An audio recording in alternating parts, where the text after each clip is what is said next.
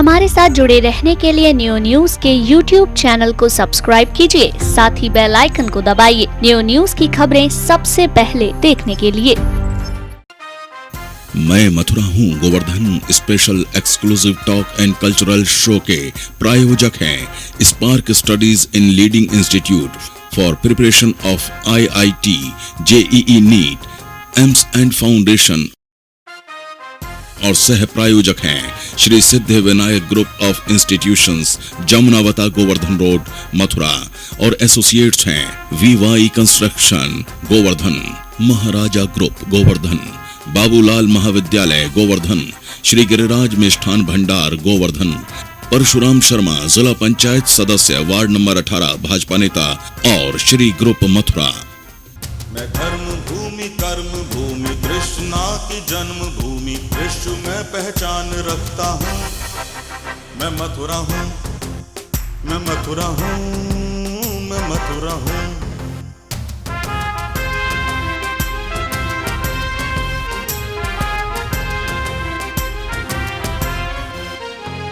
मैं प्रेम हूँ, मैं आस हूँ, मैं श्रद्धा का सैलाब हूँ, हर एक दिल में वास करता हूँ। मैं मथुरा हूँ, मैं मथुरा हूँ, मैं मथुरा हूँ।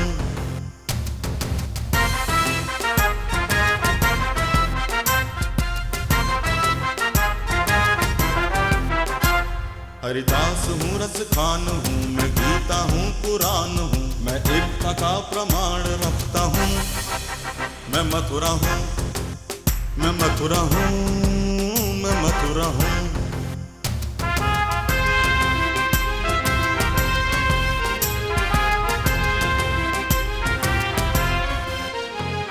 मैं न्याय हूँ, विश्वास हूँ, मैं दुखियों की आवाज हूँ, मैं कंसों का संहार करता हूँ। मैं मथुरा हूँ, मैं मथुरा हूँ, मैं मथुरा हूँ, मैं मथुरा हूँ। नमस्कार दर्शकों, मैं हूं गोविंद भारद्वाज और आप देख रहे हैं हमारा खास प्रोग्राम मैं मथुरा हूं गोवर्धन स्पेशल। आज के हमारे इस प्रोग्राम की खास मेहमान हैं प्रख्यात कथक नृत्यांगना गीतांजलि शर्मा, जो कि हमने इस प्रोग्राम में इन्हें आमंत्रित किया है। इनके साथ हमारे साथी योगेश खत्री बातचीत करेंगे और जानेंगे लोक की कला के बारे में कि आखिर गीतांजलि शर्मा ने अपने आप को कथक और ब्रज की जो लोक कला है किस तरीके से स्थापित किया है अपने आप को, ताकि और लोगों को भी ये प्रेरणा मिल सके कि संघर्ष करने के बाद में हर मुकाम को हासिल किया जा सकता है। मैं अपने वरिष्ठ साथी योगेश खत्री जी से अनुरोध करूंगा कि गीतांजलि शर्मा के साथ में अपनी वार्ता को जारी करें। धन्यवाद गोविंद जी। सबसे पहले तो गीतांजलि जी आपका बहुत बहुत स्वागत है हमारे एक्सक्लूसिव टॉक शो मैं मथुरा हूँ गोवर्धन स्पेशल में। बहुत बहुत धन्यवाद खत्री जी। इन पंक्तियों के साथ वो आए घर हमारे खुदा की कुदरत है, कभी हम घर को कभी उनको देखते हैं। क्या बात। हमारे लिए ये बड़े गौरव की बात है कि गीतांजलि हमारी अपनी है जिन्होंने देश और दुनिया में ब्रज का नाम रोशन किया है। मैं मथुरा नहीं कह रहा हूँ, ब्रज जिसमें कि मथुरा भी आता है। ब्रज क्षेत्र एक बड़ा वृहद क्षेत्र है जी। उसका नाम आपने देश और दुनिया में रोशन किया है, ये हमारे लिए गर्व की बात है। और कहते हैं, अब आपको देखकर मेरे मन में ये विचार आ रहा था कि मैं पूछूं कि आपने कब से कैसे कथक के क्षेत्र में पदार्पण किया। इस मध्य में ये भी सोच रहा था कि आपकी इस वक्त आयु क्या होगी तो मैं सोच रहा था कि ये पूछना नहीं चाहिए, है ना। वैसे मुझे पता भी है आप ये बता दीजिए कि आप कथक से किस उम्र में कब और कैसे जुड़ी। दरअसल मैं कथक के बारे में बहुत ज़्यादा कुछ नहीं जानती थी, मुझे शास्त्रीय नृत्य की परिभाषा भी नहीं मालूम थी और ख़ास तौर से कहा जाए तो मुझे नृत्य का बहुत ज़्यादा ज्ञान नहीं था। बस मैं प्रस्तुति करती थी मंच पर, स्कूल टाइम से ही बहुत ज़्यादा शौक़ था और लोगों से रूबरू होने का और अपने आप को साबित करने का मंच पर, ये एक जज्बा था शुरू से ही। उस उम्र से जब लोग मुझे पूछते हैं, ये क्वेश्चन बार बार हर जगह ही पूछा जाता है कि आपने कैसे सोचा, कैसे प्लान किया कि मुझे एक डांसर बनना है। लेकिन मैं उस वक्त डांसर के रूप में लोग मुझे जानने लगे थे जब मैं ये भी नहीं जानती थी कि मुझे क्या बनना है या क्या करना चाहती हूँ, क्योंकि उस वक्त बहुत छोटी थी, 7-8 साल की होंगी जब से मैंने नाचना शुरू कर दिया था। तो ये तो बहुत, मैंने कुछ भी प्लान नहीं किया था कि मुझे एक डांसर ही बनना है। लेकिन हाँ, मेरी एक जो खूबी थी मेरे अंदर, सामाजिक क्रियाकलापों से जुड़े रहने की, चाहे वो किसी भी रूप में हो। कविता लेखन का भी मुझे बहुत शौक़ था बचपन में, बहुत छोटी थी तब, और बहुत सारी चीज़ें, बहुत एक्टिविटीज़ सामाजिक कार्यक्रमों से भी जुड़ी होती थी। और मुझे बहुत शौक़ था कि मंच के माध्यम से, मंच से जुड़े रहना, इस चीज़ का बहुत ज़्यादा क्रेज़ था। तो बहुत राधा और कृष्ण के नृत्यों को लेकर मैंने अपने जीवन की शुरुआत की थी, जितना भी देखा, क्योंकि मैं गोवर्धन में रासलीला बहुत कुछ देखने को मिला और वहीं से मुझे प्रेरणा मिली कि राधा और कृष्ण की लीलाओं को कैसे मंच पर जिया जाए, और वहीं से शुरुआत की। आगे जब और आगे बढ़ी तो फिर मुझे लगने लगा कि जब बाहर गए हम लोगों ने देखा कि क्लासिकल डांसेस भी है, शास्त्रीय नृत्य भी होता है, क्योंकि यहाँ कोई रोल मॉडल नहीं था कि शास्त्रीय नृत्य उनसे सीखा जाए या फिर उनको देखकर हमें कुछ प्रेरणा मिले। जब बाहर गए तो वहाँ देखने को और सीखने को मिला, तो दिमाग में आया कि ये सीखना चाहिए, क्योंकि इसको सीखने के बाद हमें और ज़्यादा निखार आएगा, और ज़्यादा हम कलाओं की सेवा कर पाएंगे और संस्कृति साहित्य के लिए अपना योगदान कर पाएंगे। तो बहुत पिताजी को कहा कि मुझे सीखना है, तो उन्होंने बोला, बेटा आप तो इतनी अच्छी डांसर हो, आपको क्या ज़रूरत है सीखने की। तो मैंने कहा कि नहीं, आप नहीं समझोगे, मुझे सीखना है। दरअसल मुझे सीखना है, मुझे एक गुरु चाहिए जो मुझे तराश सके, जो मेरे अंदर की अच्छाइयों को बाहर ला सके और मेरी कमियां जो हैं वो मुझे बता सके। तो ऐसी एक मंथन चल रहा था दिमाग में, और हमेशा से ये लगता था कि एक गुरु होना चाहिए जीवन में, और वो कमी पूरी हुई। लेकिन बहुत समय के बाद में, क्योंकि बहुत टाइम तक तो मैं यही सोचती रही कि कैसे जाऊं, कैसे करूं, और घर वालों को भी बहुत कन्विंस करना मुश्किल था। लेकिन लोक की आत्माओं में रच बसकर ब्रज की कलाओं को अपने अंदर इतना मंथन किया और उससे बहुत कुछ नाम कमाया, बहुत लोगों के बीच में पहचान बनाई। उसके बाद में मैंने कथक सीखना चालू किया। ये अपने आप में बहुत बड़ी चीज़ रही है। शायद ही हिंदुस्तान में कभी कोई ऐसा आर्टिस्ट, मेरी तो नॉलेज में नहीं है, कि लोक कलाओं को करने के बाद में अपने आप में एक नाम कमा लिया हो और उसके बाद में शास्त्रीय, क्योंकि आपको ज़ीरो से शुरुआत करनी पड़ती है। मेरे गुरु को पता भी नहीं था कि ये लड़की इतनी बड़ी डांसर है। बस मैं एक शिष्य के रूप में उनके सामने जाती थी और बस उनको बताया था कि हाँ, मैं ऐसे ऐसे फोक डांस करती हूँ, क्योंकि शास्त्रीय जो कलाकार हैं वो लोग लोक कलाकारों को बहुत अच्छी उसमें रेपुटेशन नहीं देते हैं, उनको बहुत अच्छा स्थान नहीं देते हैं। ये बहुत बड़ा कड़वा सच है। और मैंने इसीलिए ये साबित करने के लिए कि एक लोक कलाकार भी शास्त्रीय कलाकार बन सकता है, और मैंने बहुत मेहनत की। उसके बाद जब उनको पता चला मेरे बारे में सोशल मीडिया के थ्रू और बहुत सारी चीज़ों के थ्रू, तो वो एकदम से ऐसे सरप्राइज हुई। बोलती हैं, गीत तुमने मुझे बताया नहीं। सबको बोलती हैं, आपको पता है ये लड़की अपने फील्ड की हेमा मालिनी है। तो मैंने कहा नहीं, ऐसा कुछ नहीं है। मुझे ऐसा लग रहा था जैसे कुछ ज़्यादा ही तारीफ हो गई है, लेकिन उस वक्त मेरे लिए बहुत बड़ा अद्भुत क्षण था, क्योंकि मेरे गुरु ने मेरे बारे में, जब उन्होंने मेरी जानकारी, मेरे बारे में उनको पता चला कि मैंने इतना काम किया हुआ है, इतने अवार्ड्स रिवॉर्ड्स मिले हुए हैं, और मैं एक शिष्य की तरह, जैसे और स्टूडेंट्स हैं, छोटे बच्चे हैं, उनकी तरह मैं पीछे खड़े होकर डांस करती थी और सीखती थी। तो ये मेरे लिए भी बहुत चैलेंजिंग रहा कि अपने आप को, एक गीतांजलि शर्मा को मार करके आप दूसरी गीतांजलि शर्मा बनने की तैयारी कर रहे हैं, जो अपने आप में एक नाम बन चुका था, लोगों की नज़र में आ चुका था। ये मेरे लिए बहुत चैलेंजिंग था, क्योंकि कोई ज़रूरी नहीं था मुझे वहाँ सफलता मिलती, लेकिन मैंने किया ऐसा। शायद बांके बिहारी जी का आशीर्वाद रहा, गिरिराज जी की प्रेरणा और सब। आप इतना अच्छा बोल रही हैं, मन कर रहा है कि आपको ही सुनते रहें। लेकिन धर्म हमें अपना निभाना है। जी जी बिल्कुल, है ना? बिल्कुल।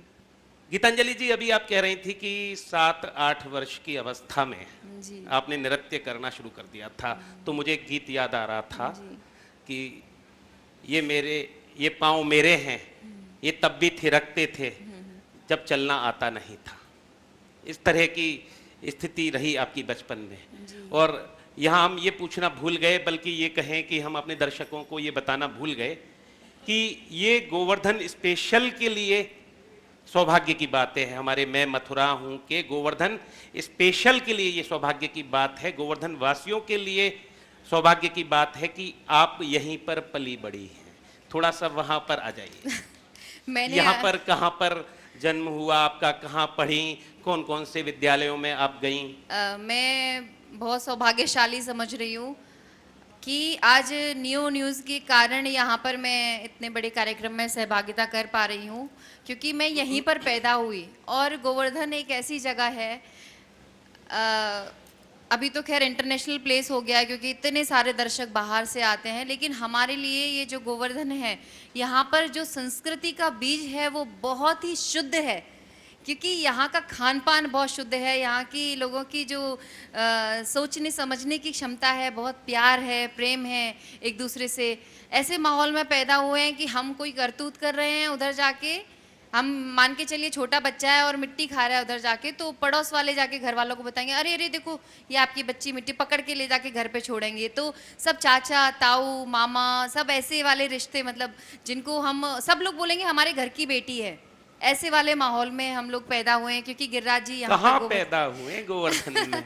मानसी गंगा के किनारे चकलेश्वर मंदिर आपने देखा होगा, महादेव जी का बहुत पुराना मंदिर है, बस चकलेश्वर मंदिर के पास में। और आपका फैमिली बैकग्राउंड क्या है? फैमिली बैकग्राउंड बहुत ही साधारण फैमिली से हूँ। मेरे पिताजी असाधारण थे, लेकिन क्योंकि उनसे ही मैंने बहुत कुछ सीखा है। क्या करते थे? मेरे पिताजी एक गर्व के साथ गवर्नमेंट, जी बिल्कुल बहुत गर्व के साथ मैं आपको बता रही हूँ, क्योंकि आपने एक शब्द ऐसा प्रयोग किया, साधारण family। असाधारण। मैंने आपको दो चीजें बोली हैं, मैं बहुत साधारण परिवार से हूँ, लेकिन मेरे पिताजी बहुत असाधारण व्यक्तित्व थे और धनी थे। हैं, आज हैं। भी हैं, बिल्कुल। आज भी है, बहुत अच्छी बात। तो दरअसल मेरे पिताजी एक गवर्नमेंट टीचर हैं और उसके अलावा वो संस्कृत महाविद्यालय चलाते हैं सालों से। जब हम लोग पैदा नहीं हुए थे तो उससे पहले वो कहते हैं मेरा पहला बेटा यही है, मैं अच्छा। दूसरा बेटा हूँ उनकी। वो बेटी नहीं, मुझे बेटा ही कहते हैं। और क्या नाम है उनका? Doctor PR Shastri. अच्छा जी। और कौन कौन है परिवार में? परिवार में माँ हैं, पिताजी हैं, मेरी दादी थी, अभी 2015 में उनका स्वर्गवास हो गया। और उनसे मेरा बहुत ज़्यादा लगाव था, क्योंकि उन्होंने मुझे बहुत संबल दिया, बहुत ही हौसला दिया, क्योंकि वो भी बहुत ही एक संघर्ष से जीने वाली महिला थी, पूरे जीवन भर बहुत संघर्ष किया। आज भी लोग उन्हें याद करते हैं, पुराने लोग तो कहते हैं कि दादी के बारे में जब मैं तारीफ सुनती हूँ उनके बारे में कि बहुत ही संघर्ष व्यक्तित्व रहा है मेरी दादी माँ का। आज वो हमारे बीच में नहीं है, लेकिन कहीं ना कहीं उनका भी कण मेरे अंदर है, जो मैं इतनी मजबूत हूँ और मजबूती के साथ में टिकी हुई हूँ। आप अभी बता रही थी कि आपको कविता लिखने का भी शौक जागा था। अब आप कविता पूछेंगे तो मैं कहूँगी मुझे याद नहीं है।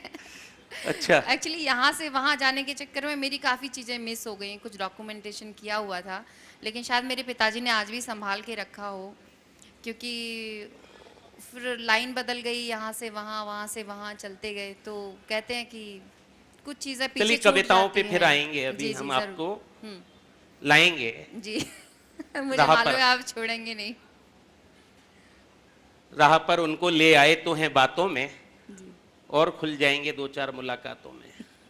ठीक है ना? जी जी। कथक जो आप करती हैं वो 7-8 वर्ष में आपने नहीं सीखा?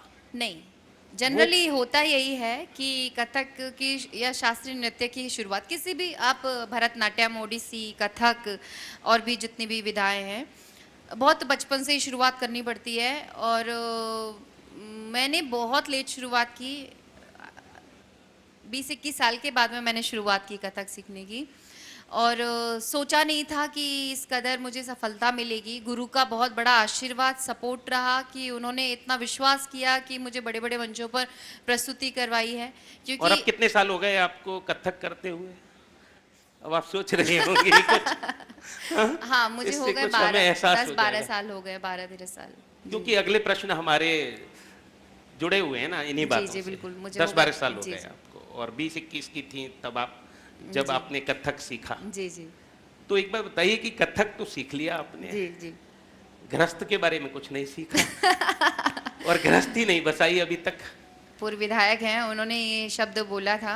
हमारी बहुत सा डांस कंपटीशन था, तो वहाँ पर गाना गा रही थी लड़कियाँ। उन्होंने कहा कि गाना गाना बहुत अच्छी बात है, प्लस पॉइंट है, और बहुत कोई भी लड़का पसंद कर लेगा, कोई भी लड़के वाले पसंद कर लेंगे, और फाइनली लड़कियों को शादी करके ही जाना है, ये उनकी आखिरी मंजिल है। हाँ। तो हमारे साथ में एक और शास्त्रीय गायिका बैठी हुई थी जो जज की भूमिका में थी, मैं गेस्ट ऑफ ऑनर थी वहाँ। तो उन्होंने ऑब्जेक्शन किया इस बात को तुरंत। शायद मेरे अंदर इतनी हिम्मत नहीं थी कि मैं बोल पाती। उन्होंने भी शादी नहीं किया और मुझे लगता है काफ़ी सीनियर हैं वो मुझसे तो बहुत। तो उन्होंने ऑब्जेक्शन किया इस बात को। उन्होंने कहा कि मैं इस बात में सुधार करना चाहूँगी कि किसी भी लड़की की या लड़के की मंजिल शादी करना तो नहीं हो सकती, आखिरी मंजिल शादी तो नहीं हो सकती। आपके इस एक्सक्लूसिव टॉक शो की अहम बात आपके मुख से निकल रही है इस समय। वो आपकी वजह से, जब आप हो तो मैंने कहा ना, उस दिन मैं बीमार थी लेकिन आपने वहाँ बुलाया वृंदावन, और आप तो वो इंसान हैं जो अगर आईसीयू में भी कोई पड़ा हो तो वो भी उठ के भागने लगेगा। आपके अंदर वो गट्स हैं। वृंदावन हमारे जरिए आपको प्रसिद्ध फिल्म निर्देशक अनिल शर्मा जी ने बुलवाया था। जी जी जी। और उन्होंने जो कहा था वो अब हमें याद आ गया। अच्छा बताइए, वो भी सभी दर्शकों को पता होना चाहिए, वो भी अच्छा। बहुत अहम मुद्दा है। वो भी बहुत जी, अहम मुद्दा है। अभी जी। 2-3 दिन पहले की बात है, वे अपनी फिल्म की शूटिंग की तैयारियों के सिलसिले में यहाँ पर आए और उन्होंने हमें बुलाया और कुछ हमसे आवश्यक सहायताएं मदद के रूप में मांगी। तो हमने कहा हम बिल्कुल तैयार हैं, जब वो हमारे प्रोग्राम में आ सकते हैं। हमारे एक बुलावे पर आए थे वो जी, पिछली जी, बार जी। वृंदावन में, मैं मथुरा हूँ मैं। तो वे हमसे बोलने लगे कि हमें शूटिंग में कुछ नृत्यांगनाओं की आवश्यकता है। तो हमें तत्काल आपका आ गया ख्याल। जी तो हमने तुरंत आपका YouTube पे एक नृत्य उनको दिखाया। जी बोले हाँ मैं समझ गया, ठीक है बुला लो इनको। तब हमने आपको बुलाया जी। और उन्होंने कहा आपसे, बता दूं? बिल्कुल बताइए। और ऐसी स्थिति में कहा कि मैं बीमार थी बिल्कुल, और आपको हाँ। मालूम है शायद मैंने एक और काजल वस्त्र भी विन्यास भी आपका बिल्कुल बहुत, मैंने शायद बाल हाँ। भी नहीं बनाए हुए थे, कैप पहना हुआ था क्योंकि मुझे बहुत हाँ। सर में दर्द था। हाँ। वैसी कंडीशन में। और घरेलू ड्रेस में थे हाँ, आप, बिल्कुल। है ना? वो क्या बोले थे पता है आपको? आप बताइए सबको। वो बोले थे कि आप तो बहुत खूबसूरत हैं। खूबसूरत शब्द का प्रयोग नहीं किया उन्होंने, मतलब उन्होंने आप बोला तो, कि इतना चार्मिंग फेस है आपका। हाँ, आपके अरे। फेस में एक क्रेविंग, आपके फेस में एक अट्रैक्शन है, आपकी आंखें इतनी खूबसूरत हैं, आपने फिल्मों में क्यों नहीं क्यों ट्राई किया? नहीं किया? तो ये हमारा प्रश्न है आपसे, और उनका भी है, एक्चुअली और उन्होंने आपका कहा भी है ना? आप बिलीव नहीं करेंगे, मेरा कभी कोई टारगेट नहीं रहा था कि मुझे एक्टिंग करना है। उसके बावजूद मैंने अनुपम खेर जी के यहाँ से एक्टिंग कोर्स किया। मैंने क्रिएटिंग कैरेक्टर, एक बहुत फेमस एक्टिंग इंस्टीट्यूट है, वहाँ से अलग कोर्स किया। रीज़न ये नहीं था कि मुझे कोई एक्टर बनना है, रीज़न ये था मुझे एक्सप्लोर करना है, मुझे चीज़ों को खोजना है मुझे, क्योंकि नृत्य में भी अभिनय का बहुत बड़ा योगदान है और जीवन में भी अभिनय का बहुत बड़ा योगदान है। हर इंसान अभिनय कर रहा है। एक पिता अपनी बेटी के साथ में अभिनय कर रहा है, बेटा क्या, हर एक बेटी अपने पिता के साथ में, माता पिता, पति पत्नी, सारे रिश्ते एक अभिनय, एक किरदार निभा रहे हैं। बिल्कुल। तो उस किरदार के साथ में न्याय हो, उसको अच्छी तरह से निभाया जाए, उसके लिए कई बार हमें बहुत सारी अनोखी चीज़ें करनी पड़ती हैं जिनसे हमारा लेना देना नहीं होता है। कई बार अपने आप को खोजने के लिए हमें ऐसी चीज़ें करनी होती हैं। तो मैंने एक्टिंग क्लास ज्वाइन की, वहाँ थिएटर भी होता है, वहाँ पर बहुत सारी चीज़ें सिखाई जाती हैं, चीखना, चिल्लाना, आपको आवाज़ से कैसे बात करनी है, क्या करना है, एक्टिंग वैक्टिंग, कैमरा फेस करना, सब चीज़ें सिखाया जाता है। तो उनको ये जान के लगा कि मैंने इतना पैसा इन्वेस्ट किया, अनुपम खेर जी का बहुत महंगा इंस्टीट्यूट है, और उसके बावजूद मैंने एक्टिंग नहीं किया, तो बहुत वो ऐसे सरप्राइज़ हो गए। उसका कारण एक ये भी है कि मैं फिल्म इंडस्ट्री से कभी भी इन्फ्लुएंस नहीं हुई, कभी भी ऐसा नहीं हुआ कि हाँ बहुत अच्छा है, ये सूट आपके ऊपर बहुत अच्छा लग रहा है, लेकिन इसका मतलब ये नहीं है कि ये मैं भी पहनूं तो भी अच्छा लगेगा, या फिर ये मैं भी पहनूं, ये अच्छा लग रहा है, आपके ऊपर अच्छा लग रहा है, मुझे ये अच्छा लग रहा है क्योंकि ये मेरी चॉइस है। तो अगर सभी लोग आज की डेट में आप किसी भी लड़की से बात करिए, लड़के से बात करिए, हर लड़की और लड़का अपने आप में हीरो है और हीरोइन है।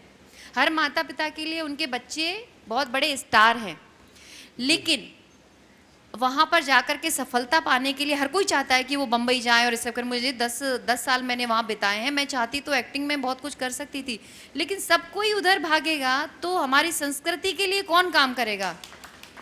हमारी जो तालियां बज रही हैं, मैं भी बजा दे रहा साहित्य और संस्कृति है उसको कौन संभालेगा? इसका जिम्मेदारी कौन लेगा? मुझे बताइए।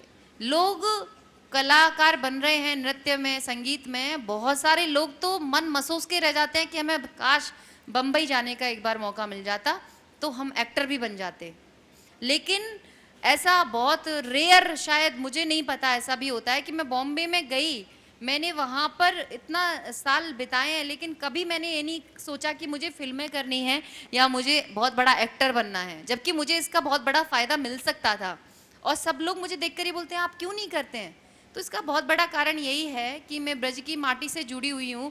अगर मैं वहाँ गई तो फिर वहीं की होकर रह जाऊंगी, क्योंकि वो भी अपने आप में एक बहुत बड़ा विषय है, बहुत बड़ा सब्जेक्ट है। वहाँ भी हमें 100% देना पड़ेगा। बिल्कुल देना इतना कंपटीशन है कि आप अगर सोचेंगे कि इधर डांस भी कर लूँ मैं, इधर एक्टिंग भी कर लूँ मैं, तो ये संभव ही नहीं है। ना तो मैं नृत्य के साथ में न्याय कर पाऊंगी, ना मैं अभिनय के साथ में।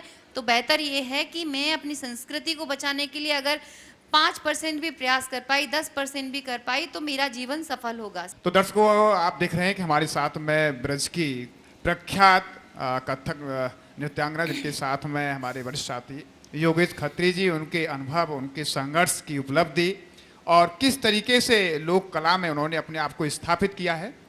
तो अभी चर्चा आगे भी जारी रहेगी। अभी वक्त है एक छोटे से ब्रेक का। देखते रहिए हमारा खास प्रोग्राम मैं मथुरा हूँ गोवर्धन स्पेशल।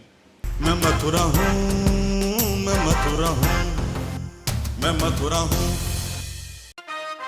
मैं मथुरा हूँ Govardhan special exclusive talk and cultural show के प्रायोजक हैं spark studies in leading institute for preparation of IIT, JEE NEET, AIIMS and foundation और सह प्रायोजक हैं Shri Siddh Vinayak group of institutions, Jamunavata, Govardhan road, Mathura और एसोसिएट्स हैं VY construction Govardhan, Maharaja group Govardhan, Babulal महाविद्यालय गोवर्धन, श्री गिरिराज मिष्ठान भंडार गोवर्धन, परशुराम शर्मा जिला पंचायत सदस्य वार्ड नंबर 18 भाजपा नेता और श्री ग्रुप मथुरा। मैं मथुरा हूँ, मैं मथुरा हूँ, मैं मथुरा हूँ। दर्शकों, ब्रेक के बाद आपका पुनः स्वागत है और आप देख रहे हैं हमारा खास प्रोग्राम मैं मथुरा हूँ गोवर्धन स्पेशल। और इस प्रोग्राम में हमारी खास मेहमान हैं ब्रज के प्रख्यात कथक नृत्यांगना गीतांजलि शर्मा और इनके साथ हमारे वरिष्ठ साथी योगेश खत्री जी, जो कि उनके इस उपलब्धि के संबंध में आप तक जो उनके अनुभव हैं वो पहुंचा रहे हैं। साथ ही साथ जो ब्रज की जो लोक कला है उसके संबंध में भी जानकारियां हासिल कर रहे हैं कि आखिर ब्रज की कला क्या है, ब्रज की कला का क्या वर्तमान स्वरूप बदल रहा है, क्या ब्रज की कला अब विलुप्त होती जा रही है। तो कई मुद्दों पर अभी वो बात करेंगे और जानेंगे कि आखिर ब्रज की कला है क्या, इसका उद्देश्य क्या है, ब्रज की कला से क्या हमारी जो युवा पीढ़ी है वो क्यों दूर होती जा रही है। हम देख रहे हैं कि कलाकार बहुत कम रह गए हैं, ऐसे कलाकार जो पहले ब्रज में बहुत बड़ी संख्या में हुआ करते थे, लेकिन अब वो बहुत ही कम संख्या में दिखाई देते हैं। तो मैं खत्री जी से अनुरोध करूंगा कि अपनी वार्ता को जारी रखें। गीतांजलि जी, पुनः पुनः आपका स्वागत। धन्यवाद। अभी हमारी आपसे बातचीत चल रही थी तो आप अपने बारे में बता रही थी और हम सुन रहे थे। आप कह रही थी कि आपको तमाम सारे अवार्ड रिवार्ड्स मिले हैं जी। और एक आपको अवार्ड मिला है यश भारती का, जी। उत्तर प्रदेश सरकार ने दिया, पिछली सरकार ने दिया। जी। तो वो आपने कैसे हासिल किया? दरअसल मुझे 2010 में नेशनल यूथ अवार्ड मुझे मिला है भारत सरकार की तरफ से, और ये अपने आप में बहुत बड़ा अवार्ड है, नेशनल यूथ अवार्ड। और 2011 में मुझे नई दिल्ली संगीत नाटक एकेडमी से अवार्ड मिला है, उस्ताद बिस्मिल्लाह खान अवार्ड, जो अपने आप में मेरे लिए बहुत बड़ी अचीवमेंट है, जिसे हर कलाकार बहुत बड़ी उपलब्धि मानता है, क्योंकि इंडिया का सबसे बड़ा सम्मान है संगीत नाटक अकादमी अवार्ड, जो इंडिया गवर्नमेंट का है। क्योंकि मैं उम्र में छोटी थी इसलिए मुझे उस्ताद बिस्मिल्लाह खान अवार्ड मिला है। तो मेरा ऐसा मानना है कि मेरी ये सारी उपलब्धियां 2004 या 5 में बहुत छोटी रही होंगी, उस वक्त मुझे नेशनल यूथ स्कॉलरशिप अवार्ड भी मिला। और क्योंकि उसमें वो मुझे इंडिया गवर्नमेंट से स्कॉलरशिप भी मेरे प्रोत्साहन के लिए मुझे मिलती थी वहाँ से, जबकि मुझे इसकी आवश्यकता नहीं थी। उसके लिए मैंने एक अलग से अकाउंट खुलवाया हुआ था कि इस पैसे को मैं कभी इस्तेमाल नहीं करूँगी, क्योंकि ये मेरे लिए बहुत बड़ी अचीवमेंट है, मेरी ज़िंदगी का बहुत बड़ा इनाम है, तो मैं उसको कभी इस्तेमाल नहीं करूँगी ऐसा सोच के।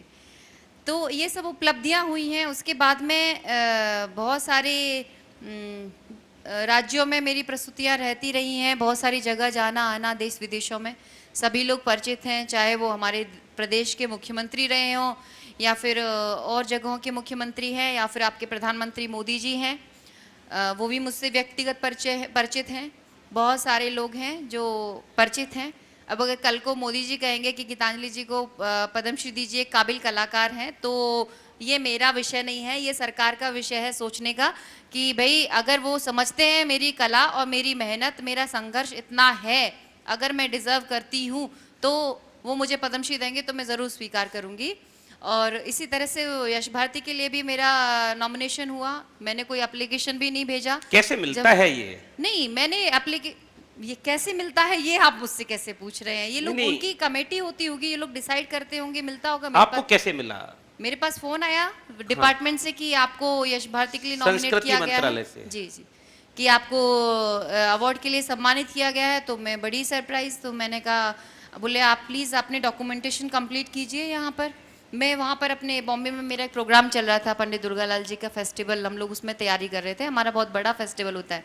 मेरी गुरु माँ की बुक लॉन्च भी थी, तो फिर वहाँ वो ख़त्म करके फटाफट में गई, मैंने सारी व्यवस्थाएं करके उनको दी कि ये है सब चीज़ें। तो यश भारती सम्मान मिल गया। यश भारती सम्मान मिला। किसी ने देख लिया होगा आपको? सब लोग जानते हैं, पूरा कहीं आपकी प्रस्तुति भा गई होगी सरकार के किसी नुमाइंदे को, है ना? सभी लोग जानते हैं, ज्यादातर लोग तो। और ये हमारे लिए अच्छी बात है, गौरव की बात है कि मुख्यमंत्री और प्रधानमंत्री स्तर के लोग हमारी गीतांजलि जी को जानते हैं। बिल्कुल, ये मेरे लिए बहुत सौभाग्य की बात है। और ये मेरा अपना कुछ भी नहीं है, सब गिरिराज जी की कृपा है, बाकी बिहारी जी का आशीर्वाद है जो मैं इस लायक हूँ, वरना मैं तो कुछ भी नहीं हूँ। मेरे जैसी कितनी गीतांजलि ब्रज में है जिनको शायद बहुत कुछ कर सकती हैं लेकिन नहीं कर पाई, क्योंकि विशेष कृपा रही मेरे ऊपर। आप जैसी तो बहुत होंगी, लेकिन गीतांजलि एक ही है। हाँ, वो तो एक ही है, लेकिन अब मैं चाहती हूँ कि और उस पर दावा बहुत सारे लोग अपना ठोकते हैं। ये कहते हैं कि गीतांजलि कुछ नहीं है, हमारी बच्ची थी और हम ही उसको आगे लेकर गए थे। कोई ये कहता है कि हम वहाँ लेकर गए थे, कोई ये कहता है कि हम यहाँ लेकर गए थे। आप बताइए कि आपको कौन कहाँ लेकर गया था, किसने आपको यहाँ तक पहुँचाया? गुरुजी का नाम अभी तक आपने नहीं बताया। ये थोड़ा सा अलग बात पूछ लिया आपने, क्योंकि गुरु मेरे तो कृष्ण भगवान है जिनसे मैंने सीखा है। जी, मैं उन सबका बहुत बहुत शुक्रिया करना चाहती हूँ, जिन जिन लोगों ने मुझे आगे बढ़ाने में। ऐसा भी कई बार होता है, हमें नहीं पता होता है और उनकी वजह से हमें बहुत बड़ा सपोर्ट मिला होता है, और वो लेकिन मेरे संज्ञान में नहीं है। मैं उन लोगों को भी हृदय से बहुत आभार देना चाहूँगी, और मेरे दिल में हमेशा उन लोगों के लिए एक सॉफ्ट कॉर्नर है। हमेशा एक ये भावना रहती है कि भगवान उनको हमेशा हर खुशी दें और उनको जो चाहते हैं वो खुशियाँ मिलें, क्योंकि उनकी वजह से आज मैं यहाँ पर हूँ, और बस मेरी ऐसी भावना। निश्चित तौर पर वे ब्रज के ही रहने वाले हैं जिन्होंने आपको आगे बढ़ाया। तो ऐसे कौन कौन लोग हैं ब्रज में समस्त जो कलाकारों को आगे बढ़ाते हैं, प्रोत्साहित करते हैं, उन्हें मंच दिलाते हैं? समस्त ब्रजवासी, पूरे गोवर्धन के जितने भी रहने वाले हैं, सबने मुझे बहुत सपोर्ट किया है। उसके बाद मैं मथुरा रहना शुरू किया, बहुत छोटेपन में ही मथुरा भी शिफ्ट हो गए थे।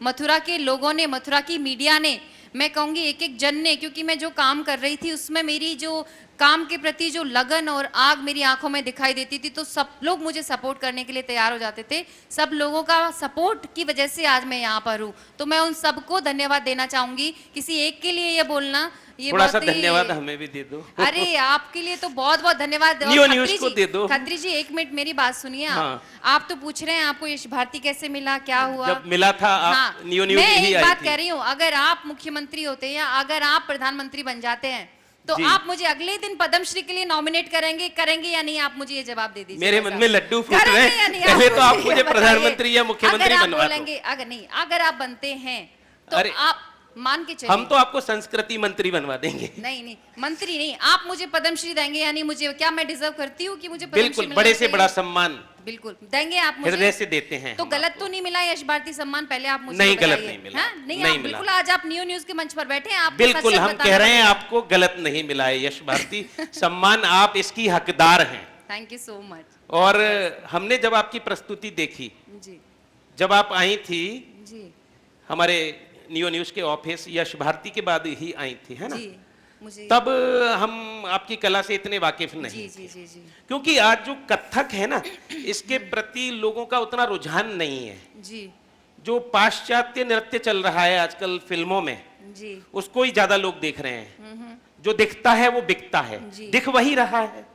और कथक नृत्य आ रहा है तो रात्रि में 11 साढ़े 11 बजे दूरदर्शन पर आ रहा है, और उसमें क्या बोला जा रहा है वो समझ में भी नहीं आ रहा है। जी जी जी जब मैंने आपकी भक्तिपूर्ण प्रस्तुति जी श्री कृष्ण जन्म स्थान के लीला मंच पर देखी, कान्हा मोर बने आयो रसिया, क्या लाइनें हैं वो, तब मैं बड़ा प्रभावित हुआ आपसे। और बैकग्राउंड में जाकर जैसे मंच पर आपकी प्रस्तुति हुई, बीच में जी।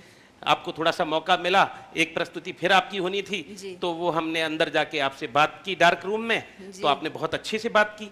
मैंने कहा कि ये वास्तव में कलाकार हैं जो मंच पर तो अपनी प्रस्तुति देती ही हैं जी और बातचीत में भी इतनी निपुण हैं आप, और इतना वैसे- अच्छा बोलती हैं। जी, उसके लिए व्यवहारिक ज्ञान होना बहुत ज़रूरी है बोलने के लिए। अगर आप व्यवहारिक ज्ञान रखते हैं और आप सुलझे हुए हैं, आप समाज को समझते हैं, आप परिवार को समझते हैं, आप अपनी कला को या जो भी काम कर रहे हैं अगर उसको समझते हैं, तो आपको बोलने में तकलीफ नहीं होगी। लेकिन अब आप खुद ही उलझे हुए हैं कि क्या बोलना है, क्या सोचना है, क्या करना है, छल कपट लेके बैठे हैं, तो थोड़ा तकलीफ होती है। कुछ बोलते हैं, कुछ निकलता है, ये सब संभावना एक सवाल है। मेरा भी है गीतांजलि जी आपसे। जी जरूर। आपने काफ़ी मुकाम हासिल किया है, काफ़ी अवार्ड आपने लिए हैं, यश भारती से आप सम्मानित हैं। ब्रज की अच्छी कलाकार हैं आप, प्रख्यात हैं, तो ब्रज में और भी प्रतिभाएं छिपी हुई हैं। क्या आपने कभी सोचा है कि इन प्रतिभाओं को आपके माध्यम से सपोर्ट मिलके उन्हें भी आगे निखारा जाए? क्या कोई प्रयास आपका रहा है अभी? बहुत सारे बच्चों को मैंने ट्रेन किया है और आज भी ऐसे ऐसे कलाकार हैं जो 19 साल से मुझसे जुड़े हुए हैं और आज भी वो हैं मेरे साथ में, और नियो न्यूज़ के प्रस्तुति में भी शायद वो मेरे साथ में होंगे। बहुत सारे लोगों को मैंने ट्रेन किया है, लेकिन एक जो भावना होती है ना, रातों रात स्टार बनने की या रातों रात करोड़पति बनने की जो भावना होती है, वो गलतफहमी जो होती है, वो इंसान को कहीं का नहीं छोड़ती है।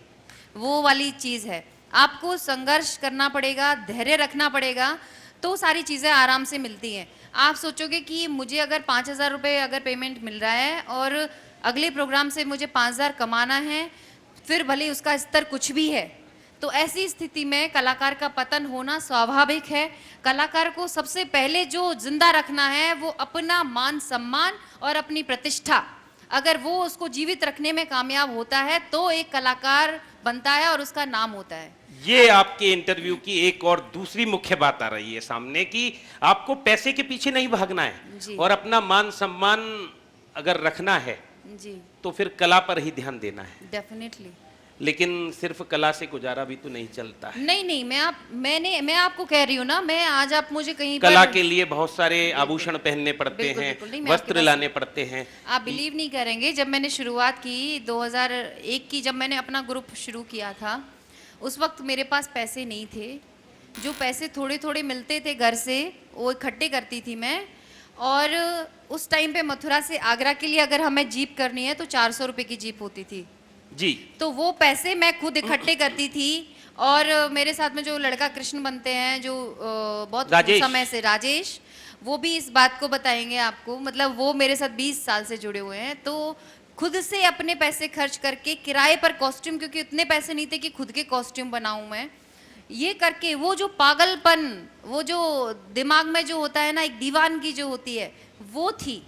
और जो दीवानगी इंसान के अंदर होती है वो किसी भी क्षेत्र में हो, जब वो होती है तो इंसान को सफलता दिलाती है। इसलिए नहीं कि अरे मेरे पास तो पैसे ही नहीं है, मैं वहाँ कैसे जाऊँ, या फिर जब इंसान को करना है, कोई लक्ष्य है, उसे करने के लिए वो 100 रास्ते ढूंढ लेगा कि भाई मुझे ये करना है और ईमानदारी के साथ करना है, तो 50 लोग मदद करने के लिए मिल जाते हैं, 50 रास्ते खुल जाते हैं, लेकिन हमारा जो संकल्प है उसमें दृढ़ता होनी चाहिए। अभी आप कह रही थी कि वो मुझसे 20 साल से जुड़े हैं, राजेश जी। आप नहीं जुड़ी किसी से, फिर वहीं पर आ गए हम, ये नहीं मत नहीं, कहना। ऐसा नहीं है, ऐसा नहीं है, ऐसा कहने और का मतलब क्या ये है नहीं, समर्पण है आपका कला के नहीं, प्रति? नहीं, नहीं, मैं आपने गलत लिया आपने मेरी ठान बात लिया को। है कि हमें किसी का नहीं बनना है कला के अलावा, और कृष्ण जी का ही रहना है, उन्हीं की शिष्या बनना है। क्या सोचे मजाक भविष्य की को बात लेकर, कह रही हूँ। क्या करना है? कथक में ही रमना है या कहीं किसी गृहस्थी में जाकर जमना है? रंग तो चुकी हूँ मैं कृष्ण के रंग में, अब तो कोई रंग दूसरा चढ़ नहीं सकता है, क्योंकि उस रंग में इतना गहराई तक जा चुकी हूँ कि दूसरा रंग तो संभव नहीं है। लेकिन ये है कि आसपास जो रंगोली है उसके आसपास और रंग भी बिखेरे जा सकते हैं, जिससे वो रंगोली और भी खूबसूरत हो सकती है, और भी सुंदर सुंदर फूल सजाए जा सकते हैं। तो संभावनाएं हर तरफ से होती हैं इंसान के अंदर। योग्य वर मिल जाएगा ये कह दीजिए आप, जी, जी। तो हम वर्ण आप कर लेंगे। बिल्कुल बिल्कुल, अगर योग्य वर मिलेगा तो जरूर मैं तो स्वीकार ये बात तो एक स्पष्ट हो गई कि गीतांजलि जी जी बिल्कुल। न्यू न्यूज़ के माध्यम से प्रपोजल आप भेज दीजिए। गीतांजलि जी आपने बहुत आपकी सारे एक और बात का मैं जवाब देना चाहूंगी। जी छोटे मुंह बड़ी बात है, और मैं कुछ भी नहीं हूँ। लोग कहते हैं आप कितने साल में सीख गई थी, मैं कहती हूँ मैं आज भी सीख रही हूँ, और ये कटु सत्य है, मैं आज भी सीख रही हूँ। मैं बिना गुरु के अधूरी हो जाती हूँ, मैं घबरा जाती हूँ, क्योंकि मुझे प्रॉपर एक दिशा निर्देश की ज़रूरत होती है। लेकिन आप जो कह रहे हैं कि मुझसे जुड़े हुए हैं, आप खुद योग्य हैं अपने आप में, मुझे बताने की ज़रूरत नहीं है। बहुत सारे कलाकार हैं जो आज भी मुझसे जुड़े हुए हैं, तो उनको हमारे साथ में जुड़ के, खैर एक टीम वर्क तो होता ही है, लोग एक दूसरे से सब सीखते हैं, लेकिन बहुत सारे कलाकारों ने बहुत सारी चीज़ें सीखी हैं और समझा है, और उनके अंदर भी बहुत बड़ा निखार आया है, क्योंकि मेरे ऊपर राधा रानी की एक डायरेक्ट कृपा भी बोल सकते हैं। बांके बिहारी जी से एक कनेक्शन था, जो एनर्जी मुझे मिलती थी और मैं दूसरे लोगों में मेरे माध्यम से वो एनर्जी मिलती थी। हालांकि उसके लिए भी मैं अपने आप को श्रेय नहीं देती हूँ, वो सब श्रेय बांके बिहारी जी का है, गिरिराज जी का है, जो उन्होंने ये मेरे अंदर एक्स्ट्रा पावर दी कि मैं लोगों को और एनर्जी दे सकूँ। ये भोली भोली सूरत, ये प्यारी प्यारी बातें, तुम ही बताओ तुमसे प्यार क्यों ना हो। गीतांजलि जी, कोई गुनाह नहीं प्यार जो दुनिया से छुपाएं, हमने तुम्हें चाहा है हजारों में कहेंगे, ये आपके लिए है। और ये भी कह रहे हैं हम कि अपनी हॉबीज के बारे में बताएं, क्या क्या और नृत्य के अलावा आप करती हैं अपने जीवन में, संगीत सुनना या और कुछ?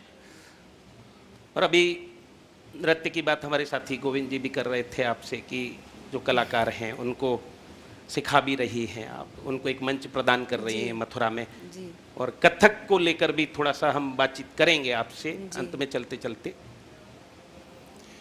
मेरी हॉबीज़ है, क्योंकि मैं राधा का किरदार ही बचपन से जीती आ रही हूँ, राधाष्टमी को मैं पैदा भी हुई हूँ, तो कुछ कहेंगे कि राधा वाली खूबियाँ, एक जो होता है एक, क्योंकि राधा जो ये एक हमारे हैं रहस्योद्घाटन है कि राधाष्टमी वाले दिन पैदा हुई आप। जी। Please continue. तो राधा सर्वेश्वरी, हमारी जो आराध्य शक्ति हैं राधा, जिनको कृष्ण जी ने भी, जिनके आगे नतमस्तक हुए हैं, जिनकी चरण सेवा की है, तो मैं अपने आप को राधा समझती हूँ, और मैं वो महसूस भी करती हूँ कि कृष्ण ने शुरू से ही मैंने कृष्ण की सेवा की है, मैं कृष्ण के लिए नाची हूँ, लेकिन कृष्ण ने भी कोई कोर कसर नहीं छोड़ी है मुझे खुश करने में, मुझे प्रसन्न करने में। बचपन से लेके आज तक वो मुझे खुशियाँ ही देते आए हैं। इसी बात पर तालियां। बाकी रही हॉबीज़ की बात तो मुझे गाना सुनना बहुत पसंद है, और नाचना तो ऑब्वियसली मेरा जीवन का एक अभिन्न अंग बन चुका है, और मुझे नए नए प्रयोग करना पसंद है। कुछ भी ऐसी नई चीज़ें जो लोग बोलते हैं नहीं नहीं नहीं इसमें कुछ नहीं होने वाला है और आप ये गलत जगह पे अटेम्प्ट कर रही हैं, तो मुझे लगता है क्यों नहीं होगा। तो फिर लोग बोलते हैं कि आप तो अगर मिट्टी को भी छू दो तो सोना बन जाए, ऐसा मेरे आसपास के लोग बोलते हैं। तो जो मैं करती हूँ उसे मैं क्योंकि पूरे मन से करती हूँ। आप कितनी बड़ी बात है, ये लोगों का कहना है कि आप तो दीदी अगर मिट्टी भी छू दो तो सोना बन जाएगी। इसका मतलब क्या है? क्या मेरे अंदर जादू मंत्र फूंकने वाली कोई विधि है? ऐसा कुछ भी नहीं है। मैं कोई भी काम करती हूँ तो बहुत मन से करती हूँ, पूरे मन से करती हूँ, तन मन धन से करती हूँ, तो वो 100% निकल के आता है। कौन जानता था कौन गीतांजलि शर्मा, आप मुझे बताइए। मैं कोई बहुत बड़े परिवार की लड़की नहीं हूँ, कोई धनाढ्य परिवार से नहीं हूँ, ना मेरे माता पिता का इतना बड़ा कारोबार की लोग अच्छा मुझे खुद भी ऐसी आशाएं नहीं थी कि इतना नाम होगा। आप लोग इस तरह से मंच पर बुलाकर मुझसे आपने बात बहुत करेंगे। घुमा दिया, अच्छा होता थोड़ा झुमा भी देती हैं आप। खैर आपका एक नहीं सवाल, घुमाना चाह रही हैं आप। खत्री जी, आपका एक सवाल कथक, थोड़ा सा मैं शॉर्ट में चाहूंगा कि कथक के विषय में अपने दर्शकों को थोड़ा सा गीतांजलि जी बताएं, आखिर कथक क्या है और क्या परिभाषा है इसकी? कथक एक ऐसा नृत्य है जो मुगल काल से चला आ रहा है। मुगल शासन में जो मुगल के जो राजा थे, बादशाह थे, उनको खुश करने के लिए ये नृत्य की शुरुआत हुई थी। और दो तरह के नृत्य होते थे, लखनऊ घराना और जयपुर घराना। तो जयपुर घराने के अंदर में देवी देवताओं के लिए, देवी देवताओं को प्रसन्न करने के लिए नर्तक नाचते थे। और लखनऊ घराने में बादशाहों की जो चलती आ रही है, बादशाहों का बंद घराना, वो नृत्य करते थे। तो नृत्य के माध्यम से अपनी बात कहना, एक कथा कहना, कथा के रूप में नृत्य करना, यही कथक है। कथाकार जो होते हैं, जो कथक करते हैं, तो वही मैं भी करती हूँ। मैं राधा कृष्ण की कथा को अपने नृत्य के माध्यम से कहती हूँ। और इसमें बहुत बोल, पढ़ंत, तत्कार, गति, लय सबका ध्यान रख के, ताल, मात्रा, सब चीज़। गोवर्धन के विषय में बात कर लेते हैं। गोवर्धन मथुरा, मैं मथुरा हूँ का गोवर्धन स्पेशल है। गोवर्धन को आपने देखा है बचपन से, 7-8 वर्ष की उम्र से देखा है, जी। लगभग 22-23 नहीं, साल बचपन से से देख रही देखा हैं। है, बचपन से बचपन से, देखा है ना? हाँ जी। तब से लेकर क्या परिवर्तन आया है और कितना आपकी नज़र में अच्छा हुआ है यहाँ पर, और क्या कुछ और होना चाहिए यहाँ पर? क्योंकि आप तो देश विदेश काफ़ी कई देशों में गई हैं, ये भी बता दीजिएगा कि कितने देशों की यात्रा की है आपने और देश में कहाँ कहाँ पर गई हैं। वहाँ सबको देखने के बाद में आप यहाँ के बारे में क्या सोचती हैं, गोवर्धन के बारे में? गोवर्धन के बारे में जब मैं छोटी थी तब से लेकर अब तक मुझे तो कोई बदलाव नहीं दिखता है। क्योंकि जब होता ये है कि जब वो शहर या जब वो गांव छोड़कर चले जाते हैं और लोगों में परिवर्तन आता है, लोग बदल जाते हैं, अपनी व्यस्तताओं में लग जाते हैं, कामकाज में लग जाते हैं, उसके चलते अगर हमें वो प्यार और वो सम्मान वापस मिले। जब मैं एक बार 2015 में गोवर्धन आई थी तो मुझे यहाँ पर आमंत्रित किया था मुझे सम्मानित करने के लिए, और जो भव्य स्वागत मेरा किया गया था धूम धड़ाके के साथ में, गाजे बाजे के साथ में, और मुझे साफा पहना करके मुझे सर आँखों पर बिठाया है, तो मेरी आंखों से आंसू आ गए थे कि ये वही लोग हैं जो लोग मुझे ऐसे डांटते रहते थे, ए लड़की यहाँ पे क्यों खड़ी है, चलो घर जाओ, ऐसे करके। आज वो लोग मुझे सर आंखों पर बिठा रहे हैं और मुझे सर पे साफा बांध रहे हैं। जो एक हमारे यहाँ पे मेल कैंडिडेट को इस तरह से साफा बांधा जाता है और एक जिम्मेदारी का एहसास कराया जाता है साफा बांधने का मतलब। तो इस तरह से मुझे साफा बांधकर यहाँ सम्मानित किया है, जो मेरे लिए हमेशा मेरे ऊपर एक बहुत बड़ा कर्ज है। गोवर्धन का इतना प्यार और इतना सम्मान मुझे दिया है कि मैं उस प्यार और सम्मान को किस रूप में चुकाऊंगी मुझे नहीं पता।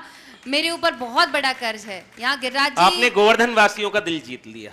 अब आप जीत कुछ भाव भंगिमाओं से थोड़ा सा प्रभु से कुछ कहकर, पहले बता कर कि क्या कह रही हैं आप, बैठे बैठे जितना कुछ संभव हो, तो हमारे दर्शक गदगद हो जाएंगे जिन्होंने आपके प्रोग्राम्स नहीं देखे होंगे और ये इंटरव्यू ही देख रहे होंगे, उनको बड़ा अच्छा लगेगा। सयान कस गए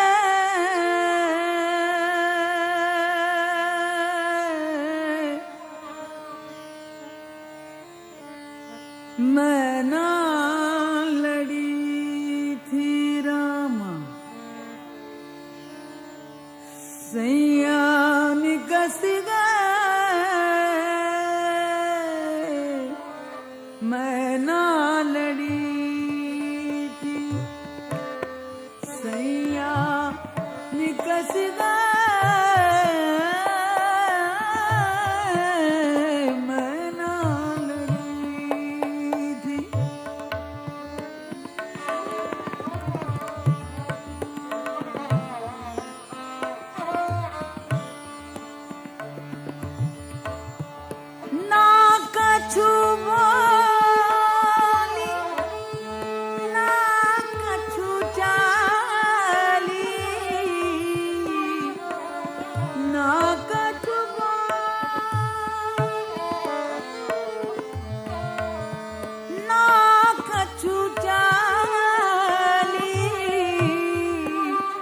चादर ओढ़ पलंगा पे बड़ी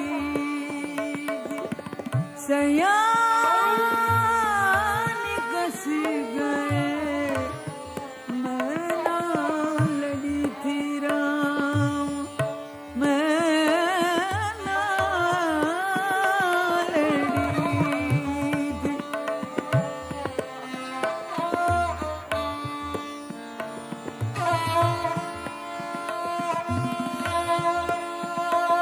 बहुत बहुत सुंदर, बहुत बहुत बधाई, बहुत खूब। तो दर्शकों, आपने देखा कि हमारे इस मंच पर रहे ब्रज की प्रख्यात कथक एवं लोकगीत कलाकार गीतांजलि शर्मा। आपने देखा कि मंच पर इनके द्वारा अपने जीवन में किए गए संघर्ष की वो सफ़र उन्होंने बताया कि जो मुकाम उनको हासिल हुआ है वो काफ़ी संघर्ष के बाद उन्हें मिला है। ब्रज की बहुत ही प्रसिद्ध कलाकार, उन्होंने ये संदेश भी दिया है कि जो संघर्ष और लगन किसी भी काम को हासिल करने के लिए संघर्ष बेहद ज़रूरी है। उसी उद्देश्य को लेकर उन्होंने इतना बड़ा जो मुकाम हासिल किया है, निश्चित तौर पर ये सराहनीय है और हम भी इनके भविष्य की शुभकामनाएं देते हैं इनको और अच्छी कामनाएं करते हैं कि जो मुकाम इन्हें अब मिला है इससे ज़्यादा मुकाम हासिल करें और ब्रज न सिर्फ ब्रज के ही बल्कि देश के नाम को भी रोशन करें। तो दर्शकों, आप देखते रहिए हमारा खास प्रोग्राम मैं मथुरा हूँ गोवर्धन स्पेशल। मैं धर्म भूमि कर्म भूमि कृष्णा की जन्म भूमि विश्व में पहचान रखता हूँ। मैं मथुरा हूँ, मैं मथुरा हूँ, मैं मथुरा हूँ।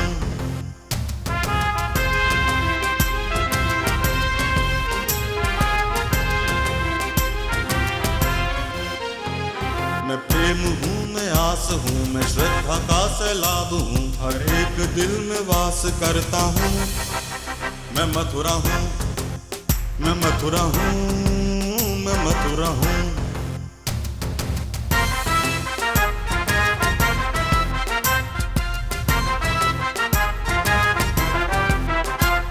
हरिदास हूँ, रस खान हूँ, मैं गीता हूँ, कुरान हूँ, मैं एकता का प्रमाण रखता हूँ।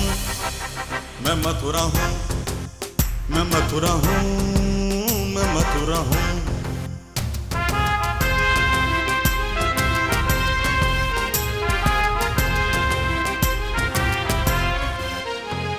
मैं न्याय हूँ, विश्वास हूँ, मैं दुखियों की आवाज हूँ, मैं कंसों का संहार करता हूँ। मैं मथुरा हूँ, मैं मथुरा हूँ, मैं मथुरा हूँ, मैं मथुरा हूँ।